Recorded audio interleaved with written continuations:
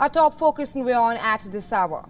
In the run-up to the G20 Finance Ministers meet, US Treasury Secretary Janet Yellen is in India. This is the third visit to the country in 9 months and comes after a tour to China. As per the Treasury Department, Yellen will be holding talks with the G20 counterparts as well as with some Indian officials. Through G20, she will be pushing for reforms at the multilateral development banks. The Treasury Secretary will also call for actions to accelerate the sluggish progress on debt restructuring processes for low-income countries.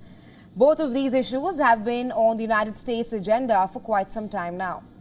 As per the officials, the Western nations estimate that the multilateral banks can unlock over $200 billion over the next decade for extending credit facilities.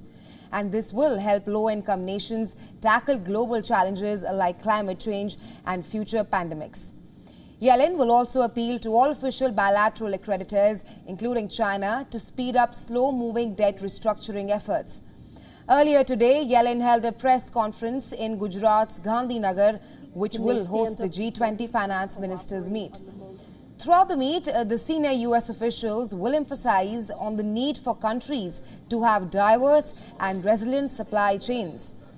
On the sidelines of the meeting, the chiefs of the G7 economies will also hold a discussion on financial support to war-struck Ukraine. This comes as G7 nations, namely Britain, France, Germany, Italy, Canada, Japan, along with the United States of America during the NATO summit promised Ukraine support against Russia for as long as it takes to end the war. Yellen too reiterated the same, saying that redoubling support for Ukraine is the single best way to aid global economy. After the G20 meeting, Yellen will also be heading to Vietnam, where she will be voicing Washington's concerns on Vietnam's currency practices.